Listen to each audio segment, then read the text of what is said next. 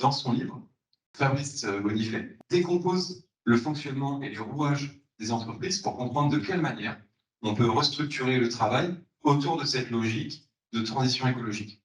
Mon sujet du jour, là, c'est l'entreprise contributive. Et donc, je pense que tout le monde sera d'accord dans cette salle, même si je ne vous connais pas, que le but dans la vie, c'est d'être heureux et qu'on peut considérer qu'on a à peu près réussi sa vie si on a passé un maximum de temps à être heureux entre sa naissance et sa mort. Et pendant des années, on nous a dit que pour être heureux, il fallait travailler plus pour gagner plus et que le bonheur matériel était vraiment ce qui avait le plus important dans nos sociétés occidentales. Ça, c'est ce qu'on nous a dit. Et puis, il y a eu une étude qui a été faite où, sans doute, vous en avez entendu parler, on a interrogé des malades incurables en soins palliatifs. Il y a quelques années, c'était fait en Espagne notamment, et on leur a demandé, alors qu'ils n'avaient plus que quelques jours à vivre, qu'est-ce qu'ils regrettaient finalement de ne pas avoir fait dans leur vie. Et il y en avait assez peu qui ont répondu qu'ils regrettaient de ne pas avoir optimisé le BFR, rendu plus de tronçonneuses ou fait plus de PowerPoint. Assez peu, et la plupart disaient, bah oui, ce qui aurait été important pour moi, c'est que je passe plus de temps avec mes enfants, avec ma famille, à faire du sport, à apprendre un instrument de musique, etc. Enfin, que des choses pas commerciales en réalité. Bah, ça tombe bien, parce que dans ce qui va se passer dans les mois, les années qui viennent, bah, il va falloir qu'on transfère en fait notre imaginaire du bonheur et du progrès vers des choses beaucoup plus immatérielles, parce qu'on va pas avoir le choix, en fait, tout simplement, hein. Donc, on va devoir continuer de créer de la valeur économique, mais avec de moins en moins de ressources minérales, mais aussi de ressources énergétiques.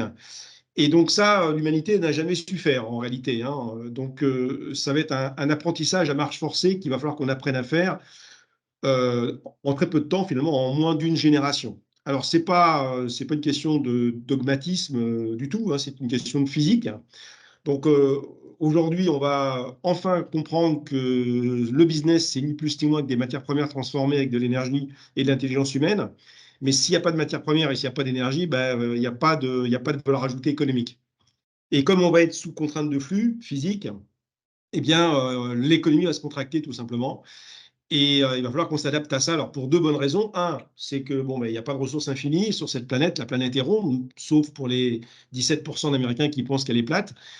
Et puis, il y a une obligation, surtout morale, de l'humanité de diminuer nos émissions de gaz à effet de serre, qui sont directement proportionnelles à notre croissance annuelle en ce moment, parce si on veut maintenir une planète vivable à l'horizon de quelques années maintenant. Alors, dans les 5 piliers de l'entreprise contributive, hein, ceux qu'il faut pouvoir aligner hein, pour durer, c'est d'intégrer dans les modèles d'affaires des boîtes les limites planétaires. Il y en a 9. On a déjà dépassé 6. Si on ne fait pas ça, bon, de toute façon, ça va assez mal se terminer. Donc, si on n'intègre pas ça. Ensuite, c'est définir une raison d'être compatible avec ces limites planétaires. Donc, bien réfléchir à ce qu'on vend, à ce qu'on fabrique à nos clients. Est-ce que c'est essentiel, pas essentiel? Est-ce qu'on participe au bien commun lorsqu'on fabrique ce qu'on doit fabriquer? Et donc, vous allez voir, cette notion d'essentiel et non essentiel est vraiment centrale de l'entreprise contributive. Ensuite, il faut reconfigurer le modèle d'affaires, parce que tous nos modèles d'affaires aujourd'hui sont linéaires et donc incompatibles avec finitude de ressources. Transformer le système de management de l'entreprise pour pouvoir faire émerger donc, des nouvelles façons de faire et des nouvelles solutions commerciales qui n'auront rien à voir avec ce qu'on a fait depuis des décennies. Et puis, changer ensuite le système comptable d'entreprise pour valoriser plus les matériels et mettre à égalité en fait les trois capitaux à maintenir, le capital social, le capital économique et le capital naturel, le plus important des trois étant bien entendu le capital naturel. Alors, il y a 2 jours, le GIEC nous a fait la synthèse de ces 3 rapports qui sont sortis depuis 2 ans là. Donc le 6e rapport du GIEC était composé de 3 parties et la synthèse est sortie lundi dernier. Donc, ce qu'il faut que vous reteniez, hein, je pense que sans doute vous le connaissez déjà, mais enfin, l'humanité tout entière a émis 2560 gigatonnes depuis 1750 environ, et ça a produit un réchauffement climatique à date de 1,1 degré. On émet grosso modo 50 gigatonnes, donc une gigatonne c'est 1000 milliards de tonnes de CO2 par an. Au rythme actuel des émissions, le budget carbone pour rester sous 1,5 degré, c'est 330 gigatonnes. 330 gigatonnes. Donc, au rythme actuel des émissions, on aura mangé ce budget dans moins de 10 ans, c'est-à-dire avec près de 70 ans d'avance sur l'accord de Paris qui prévoyait qu'on soit à 1,5 degré en 2100 et on sera à 1,5 degré en 2033 ou plus tard. Et pour les 2 degrés, c'est 2040. On a un budget qui est un peu plus important, bien sûr, hein, mais les conséquences aussi seront plus importantes en termes de dérèglement climatique. Donc, le budget carbone pour 2 degrés, c'est 1150. Au rythme actuel, on aura mangé ce budget donc avant 2040. Donc, l'objectif, vous le savez, c'est de baisser de 43% les émissions d'ici 2030 à l'échelle planétaire, 90% à l'horizon 2050 pour atteindre cette fameuse neutralité carbone. Neutralité carbone, c'est donc le fait qu'on n'émette pas plus de CO2 et de gaz à effet de serre, parce qu'il n'y a pas que le CO2 dans l'atmosphère, par rapport à ce que la planète est capable de digérer par elle-même, c'est-à-dire les puits de carbone naturels, qui sont aux alentours de 18 gigatonnes. Donc, cette neutralité carbone qu'on doit atteindre dans 27 ans, ça va nécessiter, bien sûr, de revoir de fond en comble notre façon de produire la valeur. Donc, l'entreprise est cernée par le carbone. Du carbone, il y en a partout. Il y a trois sources fossiles, du gaz, du pétrole et du charbon. Alors, bien sûr, il y a beaucoup trop de réserves prouvées que le climat ne pourra le supporter, parce que les réserves prouvées, c'est à peu près 5000 gigatonnes, et je vous rappelle que notre budget, c'est 330. Donc, il y en a beaucoup trop encore. Et donc, ce n'est pas la fin des énergies fossiles qui va nous mettre à la diète. Il va falloir qu'on se mette à la diète avant même d'épuiser les réserves. Malgré tout, sur les trois sources fossiles, c'est clairement le pétrole qui va s'arrêter le premier. Et le pétrole, c'est central dans la fabrication enfin, dans tout ce qui est pétrochimie, tout ce qui est transport. À 99% du transport mondial dépend du pétrole. Et on fait tout avec du pétrole. Donc les chocs pétroliers, on en a eu, on en aura encore, avec une énergie qui va devenir structurellement plus chère, avec forcément une hausse des coûts directs, indirects, on s'en aperçoit en ce moment. Ça provoque généralement quelques temps après des récessions, et on en aura d'autres à venir. Une baisse du chiffre d'affaires ou de la marge des entreprises qui forcément sont obligées de se reconfigurer à l'aune de cette énergie chère. Les changements climatiques, tout le monde s'en fout, sauf que ça commence à se voir un peu maintenant, parce qu'il y a 10 ans, bon, le changement climatique, c'était la plus importante des choses secondaires de la 95% des boîtes. Maintenant que ça se voit un peu plus, que les dérèglements climatiques commencent à arriver à nos portes, les sécheresses, les canicules, les incendies, etc., bon, ça commence à faire très très peur les jeunes et un peu peur aussi les moins jeunes, et à juste titre, parce que le pire est à venir. Donc ça crée aussi des tensions, ça commence à créer des tensions sur l'activité des entreprises, l'activité commerciale. Donc cette crainte du changement climatique commence à réveiller le législateur et les clients qui veulent bien sûr du bas carbone au prix des produits du monde d'avant. Ça ne sera pas possible. Mais les clients commencent à se réveiller sur leurs demandes, leurs attentes en matière de bas carbone. Si l'offre client, si l'offre entreprise plutôt est inadaptée, bon, c'est clair que les entreprises qui n'auront pas des offres bas carbone et même net zéro, eh bien, risquent de souffrir dans les années qui viennent. La régulation arrive aussi à grands pas. C'est vrai que c'est un peu comme la rue de Grouchy avec Napoléon, ça arrive un peu tard, mais on voit se multiplier les législations, la CSRD qui va rentrer en application l'année prochaine, la taxonomie, le devoir de vigilance, le BGS, et il y en a encore d'autres en préparation. Donc on voit bien que le législateur commence quand même à considérer que la main invisible du marché qui était censée réguler tout ça ne fonctionne pas et qu'il faut de la régulation forte pour pousser les acteurs économiques à adapter leur modèle d'affaires. Alors, les agences de notation, les banques, etc., eux aussi sont invités à verdir leur portefeuille d'actions et leur portefeuille d'entreprise. Donc, bon, là, il y a beaucoup d'hypocrisie de leur part parce qu'en fait, ils veulent que les grandes entreprises se réforment, mais qu'on garde toujours le même dividende. Et donc, bon, ça ne va pas être possible, mais c'est leur exigence d'aujourd'hui. S'il y a trop de carbone, bien sûr, ils ne veulent plus investir dans les business qui sont trop sales. Donc, ça va commencer par les trop sales, puis ensuite les un peu moins sales. Et dans tout ça, les ONG, disent toujours la même chose depuis 70 ans, en vain. Mais maintenant, on assiste à une nouvelle catégorie d'ONG et de lanceurs d'alerte qui sont un peu plus radicalisés. Et à juste titre, parce que de toute façon, les décideurs n'ont rien fait de très tangible depuis des décennies sur ce sujet. Alors, vous avez sans doute vu le film Don't Look Up, hein, qui résume assez bien la situation de l'humanité en ce qui concerne le changement climatique. Alors bon, le mode de production pour l'ensemble des entreprises, il est assez simple à résumer. Pour faire du business, de toute façon, il y a deux types de ressources qu'on doit mobiliser, les ressources naturelles renouvelables, qui sont la biomasse, les poissons dans les océans, les arbres, etc. Et puis les stocks naturels non renouvelables. Donc là-dedans, il y a deux catégories, les métaux, du tableau de Mendeleïev, hein, il y en a une centaine à peu près, et les énergies fossiles qui, une fois qu'elles sont brûlées, bon, ben, elles ne sont pas récupérables en tant que telles, vu que la seule chose qu'on récupère, c'est du CO2 en excès dans l'atmosphère.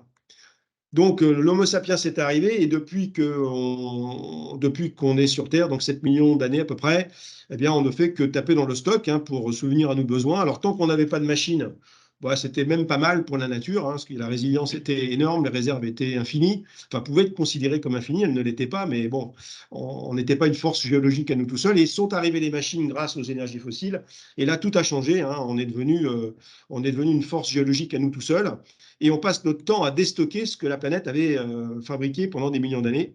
Donc on déstocke les énergies, les matières premières minérales, les énergies fossiles, et puis bien sûr, hélas, on déstocke également tout ce qui est vivant, donc les poissons dans les océans, les forêts, etc. Alors ça, c'est un peu plus problématique parce que, comme dirait l'autre, quand on aura abattu le dernier arbre et mangé le dernier poisson, on va s'apercevoir que l'argent n'est pas comestible. Donc voilà ce qu'on fait. Alors le problème que notre mode de production aujourd'hui, il est extrêmement énergivore, très très très peu économe en ressources, et en plus, on est tellement mauvais qu'on génère énormément d'externalités négatives liées à la production. Alors qu'est-ce qu'on entend par externalités négatives? C'est les pollutions dans l'air, dans l'eau, dans le sol, parce qu'on est incapable de produire la valeur économique d'une façon propre. Et c'est pour ça qu'on est en train de mourir sous nos propres déchets. Et à Paris, qu'il fasse au sens propre et au sens figuré en ce moment. Alors, vous connaissez le mix mondial, hein, il est encore à 83% carboné. Donc, les ENR ne pèsent que 17% du mix mondial, c'est que dalle. Alors, il y a de plus en plus d'ENR, c'est vrai, mais aujourd'hui, les ENR que l'on installe, les centrales solaires, les centrales éoliennes, etc., ne viennent pas désinstaller en fait les capacités fossiles. Donc tout ça, ça s'empile joyeusement. Donc en relatif, la part du fossile baisse, bien sûr, mais en absolu, ça ne change strictement rien. On a toujours le même ratio. Ce qui fait que les émissions de gaz à effet de serre continuent d'augmenter, vu qu'il n'y a pas de remplacement, il n'y a pas de grand remplacement hein, des ENR, du fossile par des ENR. Ça n'existe pas.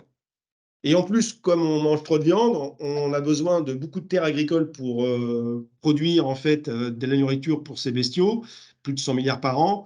Et donc, du coup, on déforeste, notamment au Brésil, hein, ce qui, bien sûr, limite les puits de pétrole, les puits de carbone, lapsus, les puits de carbone naturels et leur capacité à absorber donc, le CO2 en excès. Donc, le fait qu'il y ait moins de photosynthèse, ben, ça forcément augmente les ppm de CO2 dans l'atmosphère qui crée et qui provoque le changement climatique.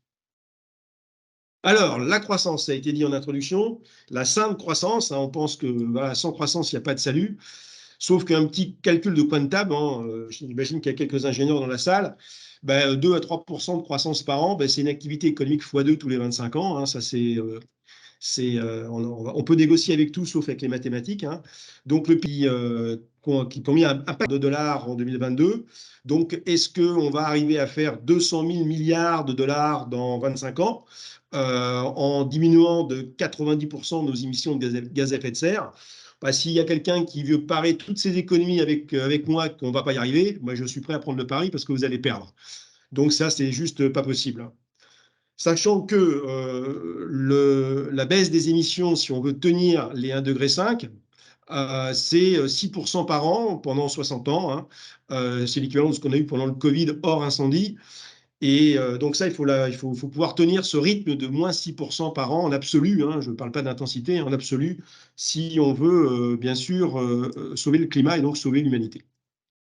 Donc, Vous savez que le GDP, enfin les PIB est complètement corrélé à notre capacité à émettre du CO2. Hein. C'est R égale 0,99 pour ceux qui se souviennent des formules de mathématiques de régression linéaire. Donc on voit bien qu'on ne pourra pas faire de la décarbonation sans décroissance. Mais la décroissance de quoi, hein? Donc voilà, il y a deux types de business. Je rappelle, le business essentiel et le business non essentiel. Donc tous ceux qui pensent qu'on va pouvoir aussi y arriver simplement par l'efficacité énergétique, bah, ils n'ont pas bien regardé ce qui s'est passé par le passé. Hein, parce que l'efficacité énergétique, très bien, on gagne entre 1 et 2% d'efficacité énergétique par an dans à peu près tous les domaines. Sauf qu'il y a un machin qui s'appelle le paradoxe de Givens, hein, l'effet rebond. Donc, ce qu'on gagne en intensité, on le perd systématiquement en volume. C'est vrai que la 1G consommait plus que la 2G, que la 2G consommait plus que la 3G, etc. Mais à chaque fois qu'on gagne en efficacité énergétique dans une technologie, eh bien, on rend accessible cette technologie à un plus grand nombre de clients potentiels parce que, bien sûr, moins d'énergie pour fabriquer une unité de production, eh bien, ça la rend plus disponible pour plus de gens parce que c'est moins cher. Et donc, forcément, ce que vous gagnez, je rappelle, en intensité, vous le perdez en volume. Ça s'est toujours passé comme ça depuis l'origine. Donc, une entreprise classique, c'est une entreprise qui produit de façon linéaire, donc elle extrait des matières premières qu'elle ne paye pas, et c'est bien tout le problème d'ailleurs. Elle fabrique des produits à obsolescence plus ou moins programmée, donc avec son marketing, avec sa technique. Et l'objectif, bien sûr, c'est d'arriver à ce qu'on appelle une économie de la possession. Donc, on vend des produits à des gens qui n'en ont pas toujours besoin, qu'on leur fait acheter avec de l'argent qu'ils n'ont pas toujours, tout ça pour impressionner d'autres gens qui n'en ont rien à foutre. C'est ça notre économie d'aujourd'hui. Donc, on a une incitation à l'hyper-consommation. Donc, l'objectif, c'est de consommer. Donc, on a inventé tout un tas de fêtes païennes pour nous obliger de consommer, hein, Noël, Halloween, la fête des grands-pères, des tatas, tout ce que vous voulez. Donc, il faut consommer un maximum. On a créé l'obsolescence, donc soit technique, alors même si c'est interdit maintenant en Europe, mais on en fait encore un peu, soit de l'obsolescence par la mode, par le marketing, par les influenceurs. Et puis, on est sur une économie qui est en permanence basée sur la génération de besoins. Hein. Donc, dès qu'on a quelque chose, on nous fait comprendre qu'il nous faudrait autre chose. Et ça, les publicitaires savent très bien faire ça. Alors, l'entreprise contributive, ça n'a rien à voir. On va être sur une approche permacirculaire. On va voir, c'est quand même une sacrée rupture. Donc, ce n'est pas du tout les données de sortie d'ISA qui deviennent les données d'entrée des autres. Ça, c'est bullshit total. Hein. C'est l'économie l'économie de l'usage, hein, l'économie de la fonctionnalité. Le but, ça sera de faire durer le plus longtemps possible les produits que l'on va mettre à disposition des clients. On va être sur une incitation, bien sûr, à une consommation responsable et sobre, donc moins de consommation, donc avec une approche très centrée sur le réemploi, la réparabilité, le recyclage. On n'a pas le choix. Et une économie basée sur les limites planétaires. Donc, on va partir de ce que la planète peut nous donner en termes de CO2 à émettre, c'est-à-dire zéro, et puis dans notre capacité à réemployer, recycler les matières premières qui sont en dimension finie sur cette planète, comme vous le savez. Donc, la production linéaire, je vous l'ai expliqué. Et maintenant, on va regarder un exemple pour la construction, parce que j'imagine que c'est ça qui vous intéresse. Donc, le modèle linéaire de la construction, aujourd'hui, il est comme pour toutes les autres industries. Hein, on fait beaucoup d'extraction de matières premières pour fabriquer du ciment, par exemple, pour fabriquer de l'acier. On construit aussi des bâtiments qui ont quand même là aussi une obsolescence programmée dans le sens où les architectes ne construisent plus, enfin ne fabriquent plus de concept building qui permettent de durer 250 ans. Ça fait longtemps que c'est fini, ça. Donc, c'est les normes qui font l'obsolescence des bâtiments, les normes qui évoluent en permanence. Et puis aussi des concepts architecturaux qui eux aussi font que les bâtiments ont des durées de vie qui sont bien moins importantes que ce que c'était par le passé. Alors ensuite, on exploite les bâtiments pendant une durée plus ou moins longue, puis ensuite, ça finit en démolition avec, en moyenne en France, 247 millions de tonnes de déchets pour l'ensemble du BTP. Rien que pour le bâtiment, c'est à peu près 46 millions de tonnes sur SADEM. Un taux de recyclage des pondéreux qui tourne aux alentours de 60% en sous-couche routière, donc un recyclage vraiment de très mauvaise facture, et un taux de réemploi des éléments finis qui est inférieur à 1%. Voilà, c'est ça l'économie d'aujourd'hui. Les anthropologues du 22e siècle, quand ils verront ça, ils diront qu'ils étaient complètement malades à cette époque de gaspiller autant de matières premières, mais c'est comme ça qu'on vit aujourd'hui. Alors bien sûr, les effets collatéraux de tout ça, c'est que le BTP en France, c'est entre 23 et 25% des émissions de gaz à effet de serre, donc un quart des émissions de la France, et 43% de l'énergie finale consommée, tellement on a construit des épaves thermiques depuis 70 ans. Alors nous, chez Bouygues, on a essayé de se dire, mais bon, est-ce que ça va continuer comme ça longtemps? On sait que non. Donc on a pris le pari d'investir un petit peu notre intelligence dans l'éco-conception, l'éco-construction, l'économie de l'usage, la réversibilité, l'écologie industrielle. Et on va passer rapidement en revue tous ces éléments. Donc, on a inventé un concept building qu'on essaye de vendre maintenant, hein, qui est un peu plus cher qu'un bâtiment classique, forcément en mode lors de la phase construction, mais qui est tellement moins cher en phase d'exploitation et qui rapporte même de l'argent qu'en coût carbone complet et en coût global, il est bien sûr beaucoup moins cher. À condition, bien sûr, d'accepter de changer tout, en fait, donc de passer d'une approche mono-utilisateur à une approche d'intensité, de haute intensité d'usage, donc avec des utilisateurs primaires, secondaires et tertiaires, passer à un concept de bâtiment banque de matériaux, hein, on va voir ce que c'est, d'un producteur de flux physiques flexibles, d'électromobilité intégrée bâtie, de haute qualité d'usage. On va détailler ça dans quelques minutes. Donc tout ça, c'est l'entreprise contributive. Alors, donc, premièrement, faire des bâtiments, des banques de matériaux. Alors, c'est quoi? Donc, le but, c'est d'arriver à faire des bâtiments grâce au numérique, là où tout va pouvoir se numériser et on va pouvoir non plus construire les bâtiments comme on faisait auparavant, mais les assembler. Donc, on va être sur des constructions beaucoup plus hors site et des modes de construction plus standards également pour pouvoir récupérer à la fin d'une première vie les éléments finis pour pouvoir les réimplanter ailleurs. C'est-à-dire ça ne marchera jamais, mais je pense que ça va marcher, en tout cas on espère. Donc on veut créer, nous, le leader mondial de l'économie circulaire pour le BTP, en ayant donc ces bâtiments en banque de matériaux. On va pouvoir avoir une approche de déconstruction sélective des ouvrages qui vont être déclarés BHU. On va créer des plateformes de réemploi. Donc, la première va ouvrir d'ailleurs à Vitry-sur-Seine cette année. Le projet s'appelle Cinéo, où tout ce qu'on va pouvoir récupérer dans un bâtiment déconstruit, on va le stocker. Hein, tout est bon dans le bâtiment, comme dans le cochon. Hein, et on va le stocker pour pouvoir ensuite le numériser et le réemployer dans des bâtiments rénovés ou des bâtiments neufs. On fera aussi du détournement d'usage pour certains éléments finis qui ne pourront pas être réutilisés à l'identique de leur première vie. Donc ça, c'est une autre façon de faire l'intensité d'usage des bâtiments, c'est aussi de mettre plus de gens sur moins de mètres carrés. Donc c'est le concept du co-living que Bouygues n'a pas inventé, bien sûr, mais qu'on va être parmi les premiers en France à commercialiser dans le cadre d'un bâtiment qui va être livré à Bordeaux dans quelques semaines, qui sera le premier co-living du groupe Bouygues. Alors ça existe déjà dans d'autres pays, ça existe même déjà en France, hein, mais pas à l'échelle industrielle de ce que nous on va faire. Donc là, c'est des petits logements et des grandes pièces à vivre. Donc on peut mettre beaucoup plus de gens au mètre carré, ce qui est vraiment excellent, bien sûr, en termes d'intensité d'usage par mètre carré des bâtiments de logement.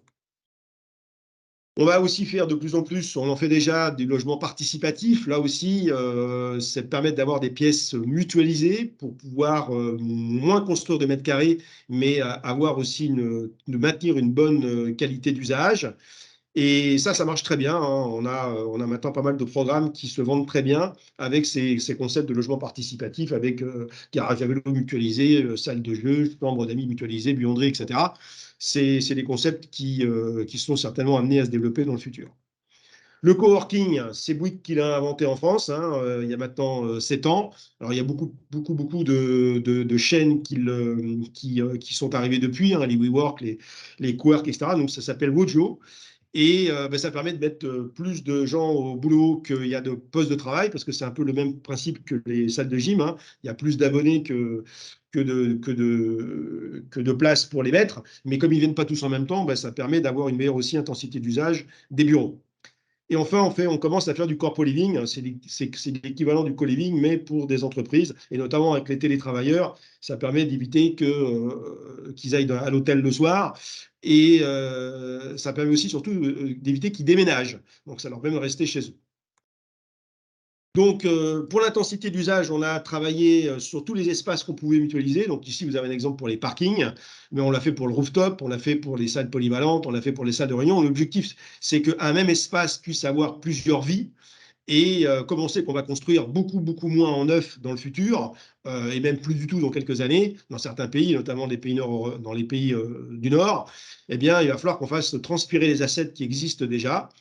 Et pour ça, bien sûr, il va falloir qu'on ait des assets extrêmement flexibles, modulables, pour qu'un même bâtiment et plusieurs espaces dans un bâtiment puissent avoir plusieurs vies dans la journée, dans le mois et dans l'année, donc suivant une chronotopie qui sera différente pour chaque bâtiment, bien sûr. Mais l'objectif, c'est bien sûr de passer de taux d'usage de 20-25% par an aujourd'hui à 80-85% dans quelques temps, et on a déjà quelques exemples de bâtiments qui fonctionnent comme ça. Alors, la révolution qui va arriver aussi, c'est bien sûr la convergence entre le bâtiment et l'électromobilité. C'est quelque chose d'essentiel parce qu'on sait très bien qu'en 2035, à 50% de rendement de voitures thermiques qui vont être construites en Europe. Et on va avoir que des voitures électriques. Bah, c'est très bien. Alors, les voitures thermiques, on faisait le plein à l'arrêt dans une station-service quand elles sont primaires décarbonées. Et là, on fera son plein lorsqu'on sera raccordé, non pas en voirie, parce que les voitures vont disparaître des villes, mais dans un parking. Donc là, quand on a deux voitures connectées électriques connectées à un parking souterrain, bon, ça pose pas trop de problèmes pour l'avoir électrique. Mais quand on va en avoir 300, 400, 500, 1000, bah là, c'est plus le même sport. Donc, il va falloir donc mettre de l'intelligence dans la recharge. Parce que un coup, les voitures vont biberonner le courant qui sera disponible. Un coup, les batteries des véhicules vont stocker l'énergie qui pourra être restituée au bâtiment au moment des pics, hein, ou au moment de la demande. Il y aura donc de la flexi-sécurité, de l'effacement qui va devoir être géré par des systèmes assez sophistiqués d'intelligence artificielle, là pour le coup, parce que si on veut maintenir la courbe de charge et surtout ne pas écraser et ne pas faire en sorte d'avoir de black-out dans le bâtiment, bah, il va falloir gérer ça d'une façon intelligente. Donc il y a beaucoup, beaucoup de développement actuellement sur ces sujets de charge intelligente et d'interaction entre l'énergie nécessaire pour les voitures, mais aussi l'énergie nécessaire pour le bâtiment. Alors maintenant, on va parler plus spécifiquement pour les logements. On va parler de réversibilité, de mutabilité, de flexibilité. Donc là, pour les logements, c'est pareil. Les logements sont très, très peu réaménageables une fois qu'ils sont construits. Et on s'aperçoit qu'il y a une statistique qui montre qu'il y a 37% des logements en France, sur les 36 millions de logements, qui sont structurellement sous-occupés. C'est-à-dire, en fait, il y a une ou deux personnes pour 4 ou 5 pièces. Il y en a en occupation standard 18%, en suroccupation 8%, en sous-occupation très accentuée 19%, c'est essentiellement des résidences secondaires, et occupé très très occasionnellement 10%. Donc du vacant 8%. Donc c'est ça le marché. Alors j'ai pas les chiffres pour l'Europe, mais j'ai le marché pour la France. Donc ça veut dire quoi? Ben, ça veut dire que bon, comme on va construire moins de logements et même beaucoup beaucoup beaucoup moins de logements, il va falloir qu'on les rénove. Et donc qu'on les rénove avec une plus grande capacité de transformer les logements de l'intérieur. Donc là, on s'est appuyé sur les approches type cabine de bateau ou camping-car pour pouvoir avoir plusieurs configurations. Je suis là, je suis pas là, les enfants sont là, les enfants des couples divorcés, il y en a quand même un sur trois. Donc un coup on les a, un coup on les a pas, un coup il faut une chambre de plus, un coup il faut une chambre de moins, un coup il faut du télétravail. Donc il faut mettre beaucoup plus de flexibilité. Donc c'est ce qu'on a inventé en fait. Et on a inventé donc un concept qui s'appelle Logi, qui permet donc de faire plus facilement les reconfigurations d'espace, soit sur une temporalité de quelques années, soit carrément tous les jours, hein, avec des systèmes de meubles qui bougent, etc. Donc ça peut faire rire certains, mais on commence à en vendre. Hein. Donc, et je suis persuadé que ça va se développer, parce que ça coûte moins cher, bien entendu, d'avoir un système flexible que de racheter une pièce supplémentaire ou de déménager, bien entendu. Donc, on fait aussi de plus en plus maintenant des logements, enfin des immeubles qu'on livre en bureau et qui peuvent se configurer en logement. Donc, on connaît tous la difficulté de passer du bureau en logement pour tout un tas de raisons que vous connaissez aussi bien que moi. Hein. Mais maintenant, aujourd'hui, avec les architectes avec lesquels on travaille, on arrive à faire des concepts de building réversibles, hein, Office Switch Home, livrés en bureau et reconfigurables en logement, et bien sûr, qui peuvent se reconfigurer encore en bureau si on le souhaite. Et ça, il y aura de plus en plus de demandes de municipalités qui voudront qu'on leur propose ce genre de flexibilité. Fabrice, ça fait une Oui, demi-heure que vous bah, intervenez. Vous il pensez me en reste 5 avoir minutes. encore 5 minutes. Super. Voilà. Donc bon, il y a encore d'autres trucs à faire sur l'ultra sobre, hein, notamment on est sur des concepts building. On a présenté au MIPIM, pour ceux qui y étaient la semaine dernière, un concept de building de moins 40% de consommation d'énergie par rapport à la RE 2031. Donc c'est sûr que ça n'a rien à voir avec ce qu'on a construit depuis des décennies, mais ça marche, hein. Bon, je n'ai pas le temps de vous expliquer le reste. Bon, la rénovation, ça va être le marché central du bâtiment dans les années qui viennent, en France et ailleurs d'ailleurs, hein. Donc 75% des bâtiments existants existeront encore en 2050. Donc il faut les rénover, et il faut les rénover thermiquement en priorité. On peut diviser par 10 aujourd'hui la consommation d'énergie d'un ouvrage.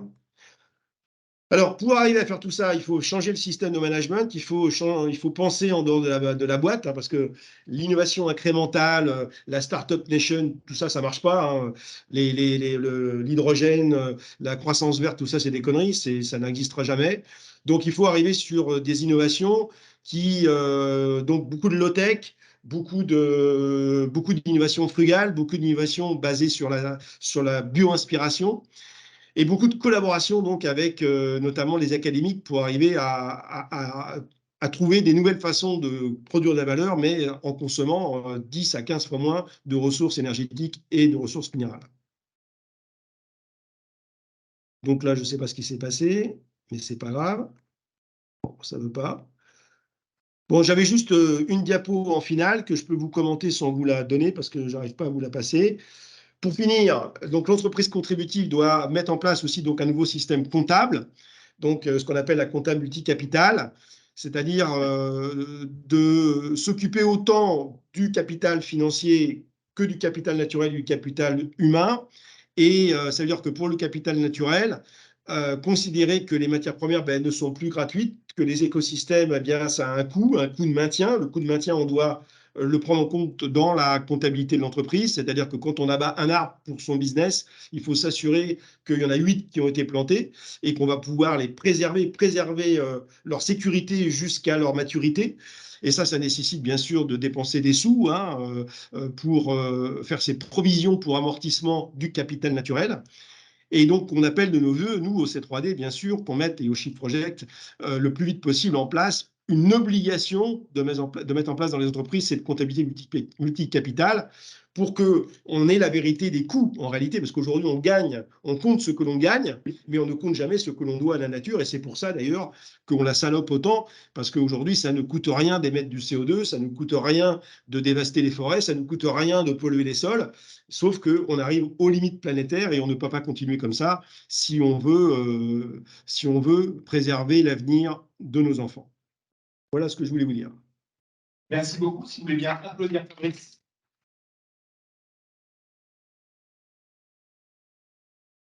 Donc, promise chose dure, on va démarrer un échange. Donc, à vous les questions. Laura et Juliette sont là pour vous passer le micro. Il y a un premier intervenant. Intervention courte, Monsieur Rosset. Le micro, vous allez arriver. Donc, Laurent Rosset, ancien président de la Ligue pendant. Ça fait 30 secondes. La première question, c'est toujours difficile. Oui. Bonsoir Fabrice, Laurent Rosset, président de la Ligue 2011-2021. Je voudrais te questionner sur une proposition que j'ai remontée au CNR Logement et qui va dans la droite lignée de ce que tu viens de nous dire en conclusion, à savoir de lever le voile sur ce qu'est vraiment un mètre carré de bâtiment construit, quelle que soit sa nature, qu'il soit réhabilité ou neuf. Et donc, j'ai proposé qu'on mette en place, non pas un carbon score, qui a déjà fait polémique, mais un global score, très inspiré de ce que fait l'ONU, indice de développement humain, ramené aux pressions sur la nature, ça c'est ce que fait l'ONU. Elle classe les pays comme ça, et on s'aperçoit que ceux qui sont premiers en indice de développement, ils passent avant-dernier quand on prend un indice de développement ramené aux pressions sur la nature. Et donc, l'idée, c'est de promouvoir, c'est pour ça que je te parle de ça aussi, un indice de développement des mètres carrés, d'habitat ou tertiaire, je vais mettre les deux ensemble, ramener pression sur la nature, à savoir par mètre carré, somme des pollutions envoyées dans la nature, air ou sol, et somme des ressources prélevées dans la nature à biotype. Y compris des déchets renvoyés. C'est très simple. Hein. Tu nous fais faire une équation là. On prend 1 mètre carré livré et on demande à Bouygues, Eiffage, Vinci de nous sortir par mètre carré livré, quelle que soit sa nature, la somme des pollutions qui est en face, de façon transparente, pas que le carbone, pollution dans l'air, dans l'eau, dans le sol, et somme des mètres carrés, mètres cubes, à voir comment on les compte, de ressources prélevées dans la nature pour arriver à ces mètres carrés. Ouais, j'ai bien compris. Enfin, c'est une variante de Comme l'entreprise contributive. Hein. Moi, je Voilà. trouve ça très bien. Pour une fois qu'il y a des gens qui réfléchissent à la notion d'impact et qu'on ne regarde pas que le pognon, mais on regarde aussi les conséquences de l'activité économique et qu'on essaye de réfléchir pour être net zéro impact, parce que c'est le seul objectif qu'on doit avoir si on est moralement responsable. Moi, je trouve ça très bien et qu'on soit challengé et que les clients nous demandent ça, ben, c'est très bien que le meilleur gagne. Et est-ce qu'il n'y a pas un risque, justement, Laurent Rosset a dit, et on va demander à Bouygues, Eiffage et Vinci, mais je pensais aux gens qui sont dans la salle, est-ce que, qui s'appelle Bois Boréal, qui est spécialisé, sont réservés aux grands groupes qui peuvent se les offrir? Moi, je dirais que c'est plus facile pour les petites boîtes parce qu'il y a moins de verrous sociotechniques, il n'y a pas des actionnaires qui ne pensent qu'aux dividendes. Il y a des pressions hiérarchiques, je pense, dans les grosses boîtes qui font que ça peut aussi créer de l'immobilisme. Alors, je dis, de toute façon, vous savez, c'est toujours plus facile chez les autres. Hein. Mais tout le monde, de toute façon, peut y arriver, hein, c'est faire ce que je vous ai dit. Et d'ailleurs, la plupart des boîtes ultra vertueuses qu'on a sourcées avec Céline quand on a écrit le livre, ce n'est pas des grandes boîtes, hein, c'est des petites boîtes. Hein. Et on a plus à apprendre des PME, TPE que des grands groupes dans ce domaine-là. Donc, ces démarches d'entreprise contributive sont tout à fait adaptées à toutes les tailles d'entreprise. Hein. Il n'y a pas de problème là-dessus. Avant de repasser la parole à la salle, dans votre propos, là, il y a un point qui m'a un peu interpellé. Je sais qu'à Novamid, ça fait partie des propos qu'on aimerait tenir, mais qu'on tient rarement, parce que c'est compliqué de dire. Alors qu'on est habitué à 500 000 logements par an, espèce de rêve, il faut faire 500 000 logements neufs par an. Et on a tous les organismes professionnels qui disent qu'il faut atteindre les 500 000, on est à 350 000. Et la stratégie nationale bas carbone dit 150 000, ce serait bien. Et à l'instant, vous venez de dire il faut construire beaucoup, vous l'avez dit 3 fois, beaucoup moins de logements. Non, mais attendez, mais alors, c'est pas moi qui le dis. C'est pas moi qui le dis. On peut continuer de dire n'importe quoi, de raconter des carabistouilles, dire qu'on va faire 3% de croissance par an jusqu'à la fin des temps. Bon, voilà, soit on continue de mentir, et moi, c'est pas mon registre, soit on dit la vérité aux gens. Voilà. Donc, on est déjà, je vous rappelle que la dette de la France, c'est 3 000 milliards, hein, pour ceux qui ne savent pas. Qu'on est en déficit structurel de nos budgets depuis presque 50 ans et que les ressources physiques pour faire des logements, ben, c'est essentiellement du béton aujourd'hui qui correspond à 8% des émissions de gaz à effet de serre au niveau mondial. Et tous ceux qui pensent qu'on va pouvoir faire 500 000 logements en tofu, en paille ou en bois, ben non, ça ne va pas le faire. C'est pas vrai. Le bois ne remplacera pas le béton. Alors, on fera du béton ultra bas carbone, oui, sans doute. Mais tous ces chiffres-là qui correspondaient au monde d'avant, avec la croissance du monde d'avant, avec les illusions du monde d'avant, ben, chacun croit ce qu'il veut. Hein. Moi, je m'en fous complètement. Mais lisez Le Monde sans fin de Jean-Marc Jancovici. Lisez le rapport du GIEC, ne serait-ce que ça, le résumé pour décideurs, il fait 60 pages, c'est intéressant. Et puis après, on en discute. Mais moi, je prends tous les paris qu'on ne fera pas 500 000 logements par an dans les années qui viennent. C'est faux. Et c'est faux. Et tous ceux qui vous diront le contraire sont des menteurs. Et comment on fait quand on est à la tête d'une entreprise qui construit des logements? On fait de la rénovation, monsieur. On fait de la rénovation. La rénovation. Le marché, c'est la rénovation. Il faut qu'on rénove tout. Alors, et c'est ce qui va se passer. Donc, on va rénover, on va construire en neuf. Oui, bien sûr, il y aura encore du neuf, mais pas sur des terres arables, parce qu'il y a aussi, ça ne vous a pas échappé, la loi sur l'artificialisation des sols. Et ce n'est même pas une question de diktat politique. Non, c'est un problème de flux physique. On ne peut pas tricher. L'économie, c'est une convention humaine. On peut changer les règles de l'économie. Par contre, changer les lois de la thermodynamique, ça va être plus compliqué. Et là, aujourd'hui, ben voilà, il s'agit de flux physiques qu'on n'aura pas de toute manière. Donc, il va falloir qu'on apprenne à faire autrement. C'est tout. Alors, une question là, au milieu. Si vous voulez bien vous lever et vous présenter. Ouais. Bonjour, Emmanuel Leco, je suis le dirigeant d'une PME de 300 personnes à Aigrefeuille. On est fabricant de fenêtres dans le bâtiment. Moi, je suis venu avec 10 cadres d'une entreprise livrée. Et en fait, ma question s'adresse plutôt pour eux, puisque votre discours, pour ceux qui le découvrent, quelque part peut être très anxiogène. Pour ma part, ça fait déjà plusieurs années qu'on est dans le mouvement et on adhère à CEC Ouest depuis cette année. Qu'est-ce que vous pourriez dire aux managers principaux de mon entreprise pour les rassurer et qu'ils existent des solutions, il va falloir travailler différemment? Merci. La bonne nouvelle, c'est qu'on va avoir plus de boulot. Alors ça, c'est quand même une bonne nouvelle, parce que moins de machines, c'est plus de gens au boulot, et particulièrement dans le bâtiment. Donc, moi, je ne suis pas du tout inquiet pour le fait qu'on va s'emmerder, hein. Il va y avoir du boulot, mais on va gagner moins d'argent. Ça, c'est plus que probable. Et on va faire la façon de construire va complètement changer. Et la façon de rénover aussi. Donc, si vous lisez mon livre, vous verrez qu'il y a plein d'exemples. Alors bon, le discours est peut-être anxiogène sur les constats, hein, mais j'ai essayé de vous présenter des solutions, même si en une demi-heure, c'est une gageure de vous présenter un éventail de solutions. Dans le groupe Bouygues, aujourd'hui, on a en 70 ou 80 nouveaux concepts de construction qui sont ultra bons. Moi, j'ai bien compris qu'ils vont nous aider à maintenir nos emplois et même continuer d'embaucher dans les années qui viennent, mais sur des modèles constructifs et des modèles économiques qui n'ont rien à voir avec ce qu'on a fait depuis des décennies. Donc, il faut du temps pour changer tout ça. Il faut bien sûr faire beaucoup de formations. Et puis, n'oubliez pas que la France, ce n'est pas le monde. Et que nous, en tout cas, autant dans les pays, c'est que ça ne vous a pas échappé que chez Bouygues, ma infrastructure, il y aura moins de construction neuve, c'est une évidence. Autant les besoins en construction dans les pays du Sud restent très élevés. Et c'est là aussi que le marché va se déporter pour le neuf.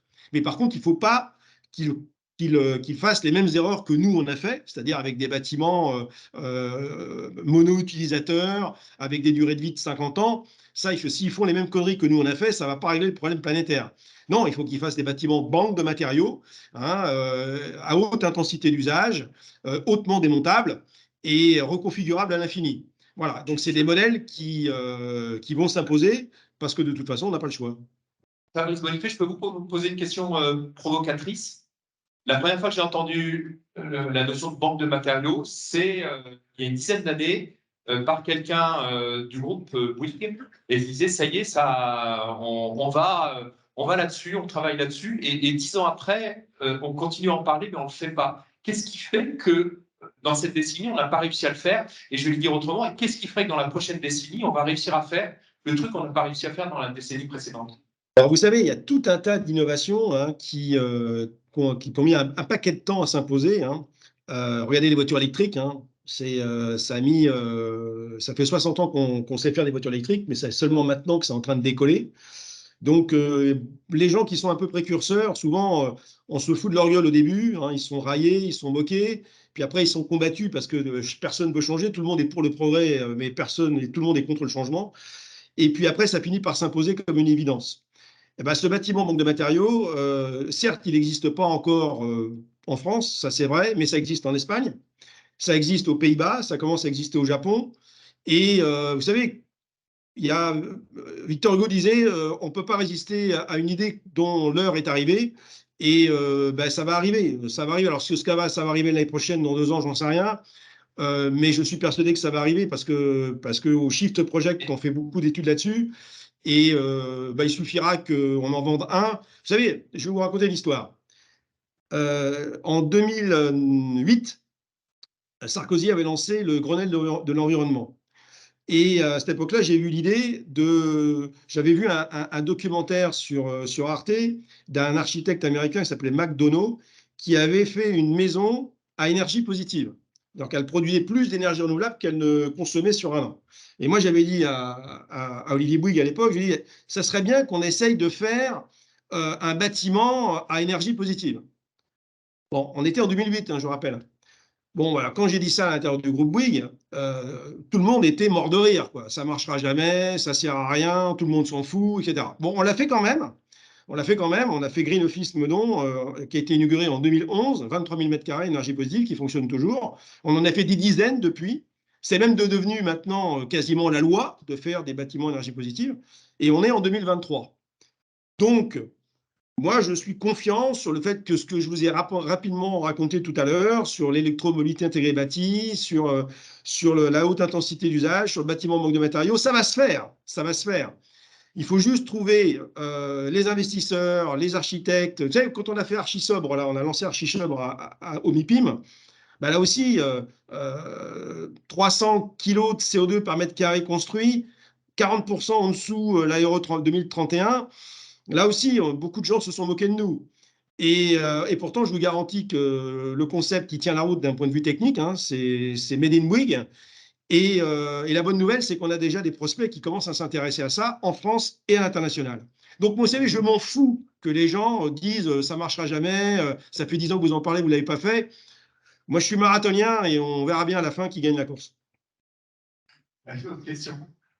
Oui, bonjour, Sébastien Regulet, je représente la filiale travaux publics de SPI Batignolles pour les Pays de la Loire. Et vous êtes marathonien aussi?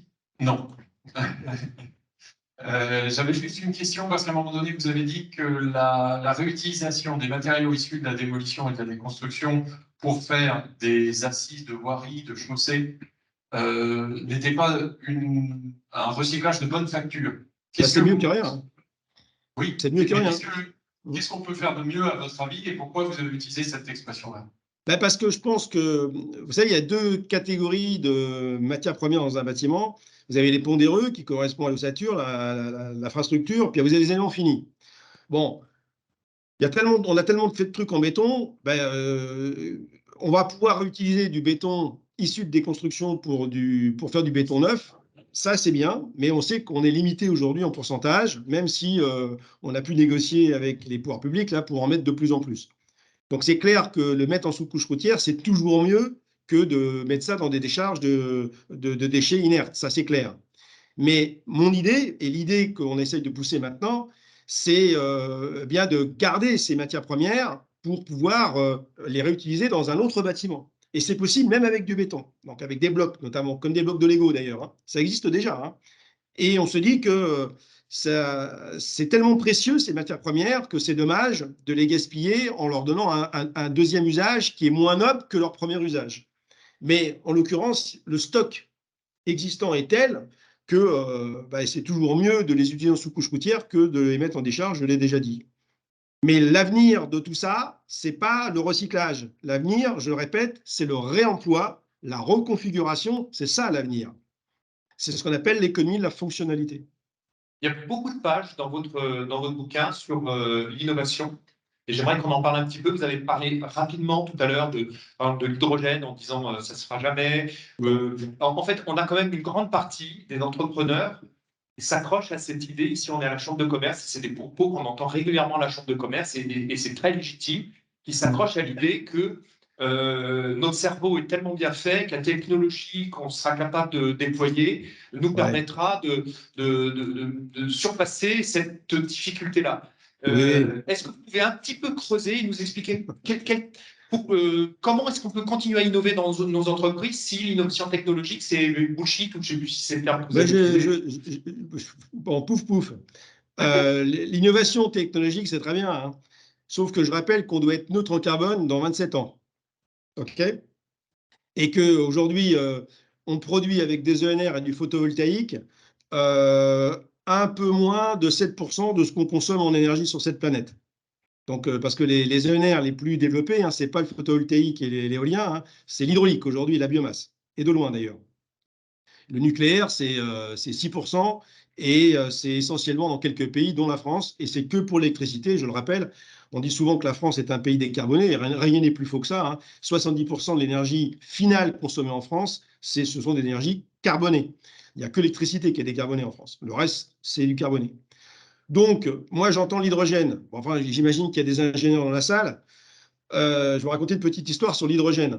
L'hydrogène, ce n'est pas une énergie finale. Hein, c'est pas une énergie primaire, plus exactement. Il faut de l'énergie primaire pour produire l'énergie finale avec de l'hydrogène. Et l'énergie primaire avec laquelle il faut produire l'hydrogène, si c'est une énergie carbonée, vous ne gagnez rien en CO2. Et aujourd'hui, 99% de l'hydrogène dans le monde est fabriqué avec du gaz. Et donc, si on veut faire de l'hydrogène vert, il faut produire soit avec du nucléaire, soit avec de l'éolien ou du solaire. Sauf que là, la chimie et la physique est ce qu'elle est, lorsque vous produisez des énergies renouvelables pour faire de l'hydrogène, vous passez par un électrolyseur qui vous bouffe à peu près 50% de rendement, rien que pour transformer votre énergie primaire décarbonée en hydrogène. Il faut aussi le stocker, il faut le compresser, etc.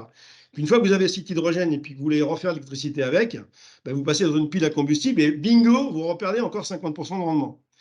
Donc, résultat des courses, à l'arrivée, vous avez 1 kWh électrique, vous avez perdu 75% de l'énergie que vous avez utilisée en amont.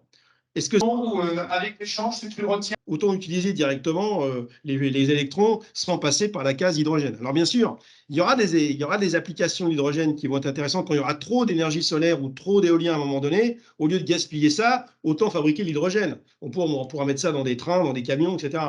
Mais de faire croire aux gens qu'on aura tellement d'énergie renouvelable qu'on va pouvoir remplacer le pétrole par l'hydrogène, ben c'est juste un mensonge, c'est une fake news. C'est pas vrai, c'est pas ce qui va arriver. Déjà qu'on n'aura pas suffisamment d'ENR pour remplacer toutes les centrales thermiques au gaz, au charbon qu'on a sur la planète, je peux vous dire que les énergies renouvelables, on va déjà les autoconsommer en direct avant de fabriquer l'hydrogène. Donc, l'hydrogène est une fake news.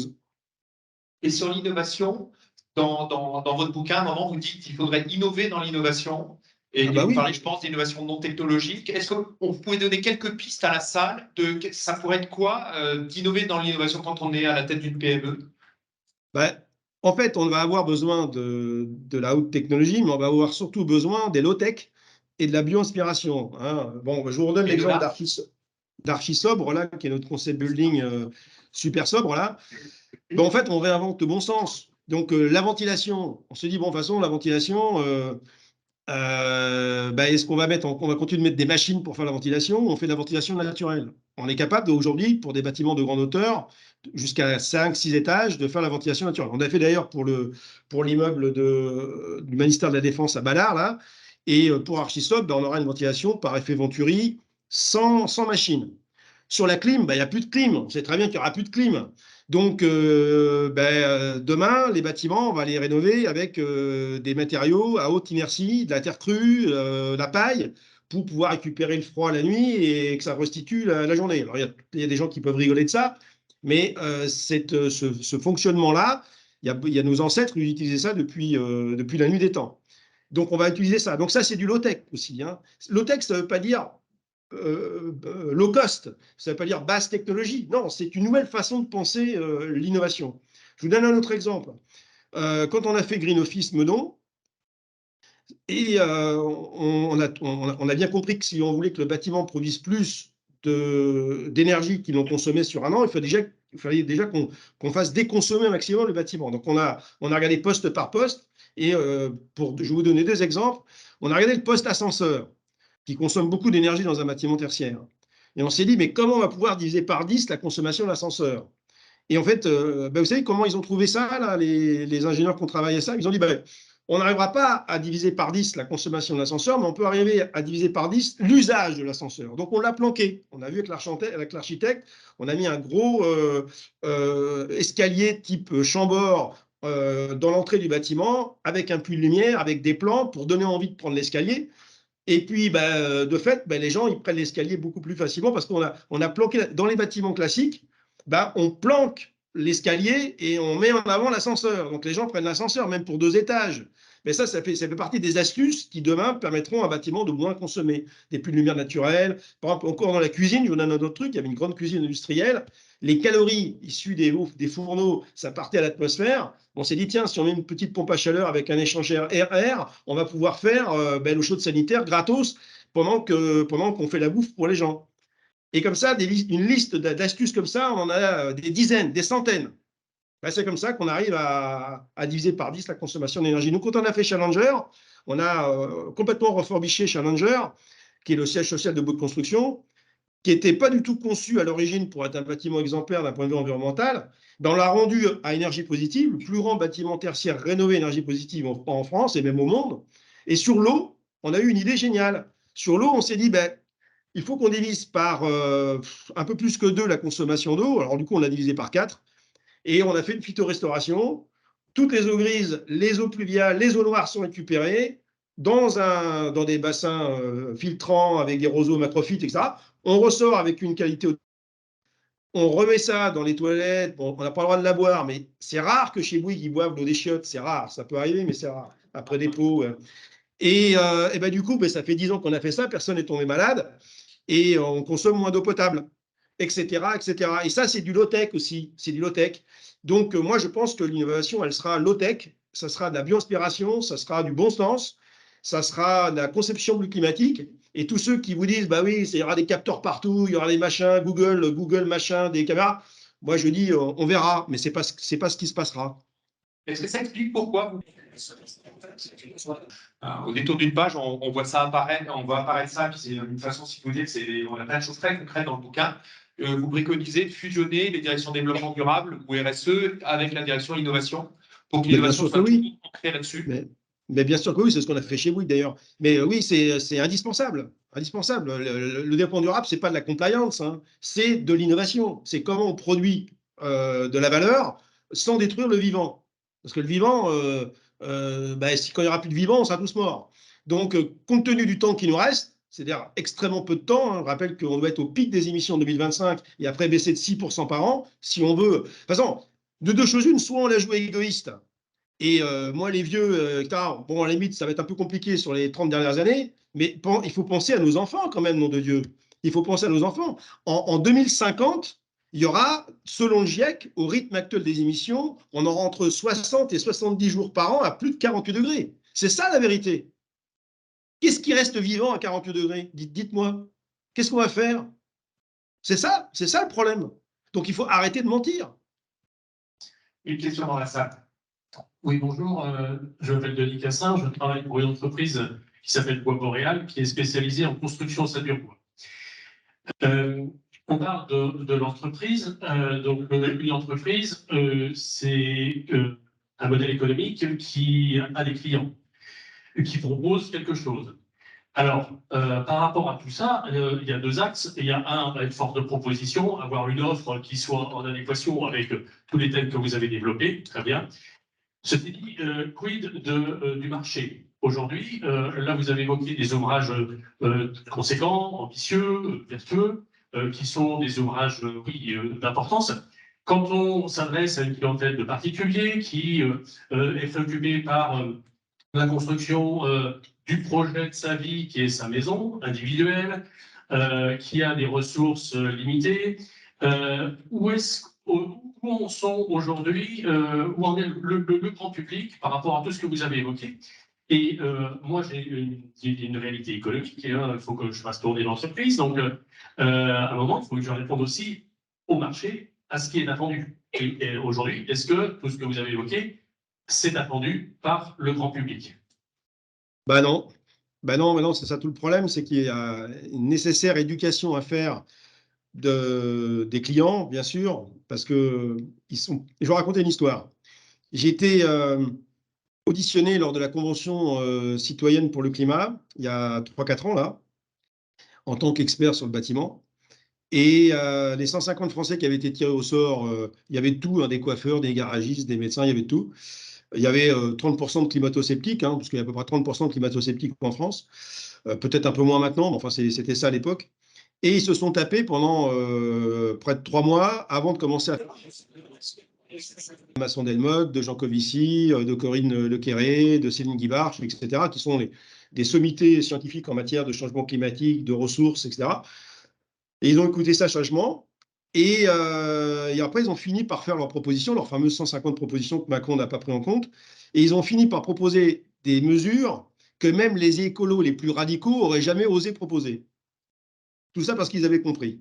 Ils avaient compris que de toute façon, les arbres ne grimpent pas au ciel et qu'il fallait revenir sur Terre, quoi. Et donc, ce dont on a besoin aujourd'hui, c'est un choc de la pédagogie.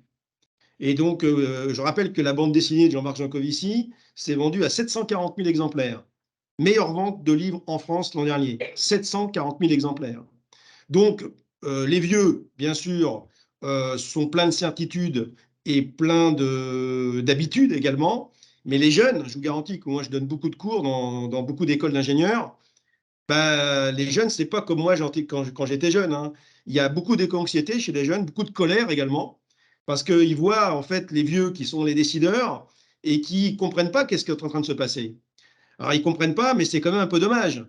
Donc oui, je suis d'accord avec vous, monsieur, le marché ne demande pas ça. Le marché demande qu'on fasse de l'écologie au prix de choses qu'on ne paye pas au vrai prix. Parce que je le rappelle, on ne paye pas le vrai prix. Parce que si on payait le vrai prix, ben, on n'aurait pas le droit d'émettre du carbone. Et si on n'a pas le droit d'émettre du carbone, il faut utiliser des technologies qui n'en émettent pas. Et c'est plus cher. Donc, je suis d'accord avec vous, mais c'est à nous de faire du marketing du bas carbone, du net zéro carbone. C'est à nous d'expliquer à nos clients, c'est à nous de faire de l'éducation. Et j'ai la faiblesse de penser que ça commence à venir. Parce que je vois, effectivement, j'ai longtemps prêché dans le désert, mais on commence à voir car certains clients, publics et privés, qui sont prêts à tenter l'aventure de nouveaux modèles constructifs. Donc, c'est sûr que ça ne va pas assez vite, mais je pense que la dynamique qui est quand même lancée aujourd'hui, c'est ce qui donne un petit peu d'espoir. Alors, vous avez un jeune intervenant qu'on n'a jamais vu. Laurent Rosset, nouveau, je reviens à la charge, Fabrice. Tu parlais tout à l'heure du bilan de l'entreprise en général, hein, avec l'indicateur purement financier. Autant, c'est quand même intéressant qu'il y ait un indicateur social adossé et un indicateur environnemental. Maintenant, pour travailler avec nombreuses de tes équipes en province ou ailleurs, je vois bien que dans les bilans des entreprises, dans le bilan des opérations de promotion, oui, immobilier, pour ne pas les citer, puisque c'est le permis de la maison, je vois bien que les jeunes, c'est ça qui m'attriste, on les juge dans leur bilan, ce qu'ils appellent leur bilan d'opération, uniquement sur le bilan financier. Il faut qu'ils aient un CAPEX à 7,5, et donc toutes les bonnes intentions qu'on a tous au début avec toutes vos super solutions sur l'étagère, elles font comme neige au soleil au fur et à mesure que l'opération avance. Est-ce que tu pourrais nous donner un peu d'espoir et nous dire que tu défends auprès de la famille Bouygues, je ne sais plus qui, vous avez changé récemment je ne sais plus le nom de votre directeur, au détail, en fait, quand on regarde à la granulométrie, hein, c'est l'effet de l'ensemble des opérations que vous menez, quand vous donniez à vos directeurs d'agence en province ou ailleurs cette indication de faire tourner des bilans, non pas sur le moment financier, mais en y adossant bien une plus sociale. Hein. Est-ce que les gens qui sont en attente de logement vont pouvoir accéder à ça? Est-ce que ça convient à leurs attentes et qu'on sait ce qu'ils attendent aujourd'hui, post-Covid? Et surtout, est-ce qu'on peut y adosser un index environnemental? Ce qui fait peut-être les opérations sortiraient en étant fiers avec un bilan global digne de ce nom. Moi, j'ai bien compris la question. Alors, comme disait l'autre, hein, on ne fait pas mûrir une tomate avec un chalumeau, hélas, même si le temps presse. Et il y a 3500 chantiers par an chez Bouygues Construction, il y a je ne sais pas combien d'opérations chez Bouygues, je ne parle même pas d'Iquance maintenant, qui va rejoindre le groupe. Moi, je ne suis pas Jésus-Christ non plus, hein. Et il y a beaucoup d'injonctions contradictoires qui existent encore, sauf que maintenant, on a quand même un peu changé la règle du jeu au niveau de l'incentive des dirigeants. C'est que ça ne vous a pas échappé que chez Bouygues, maintenant, il y a une grande partie de la rémunération des dirigeants qui est basée sur la décarbonation effective de leur centre de profit. Et en absolu, hein. Donc là, on ne pourra pas tricher.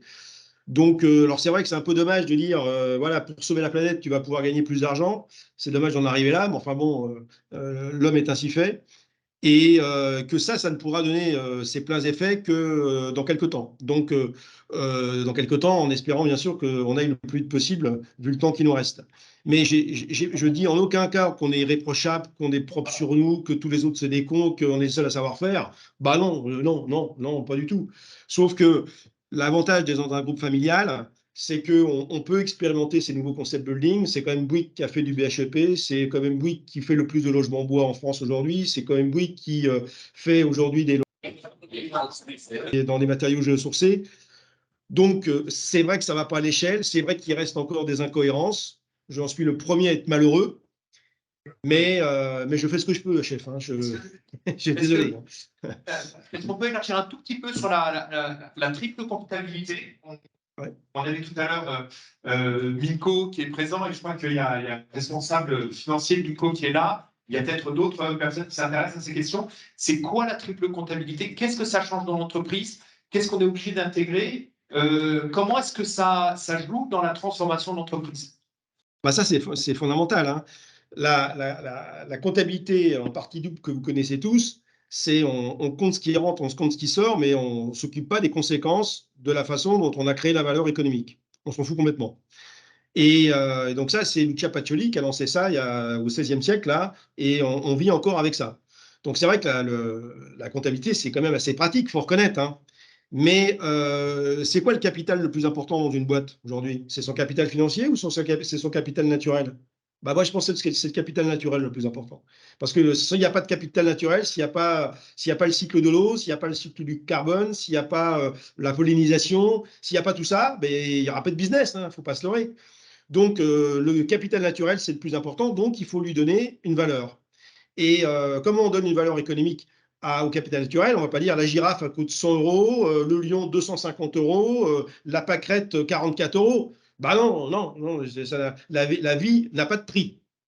La vie n'a pas de prix, mais les conditions pour préserver la vie, elles, ont un prix.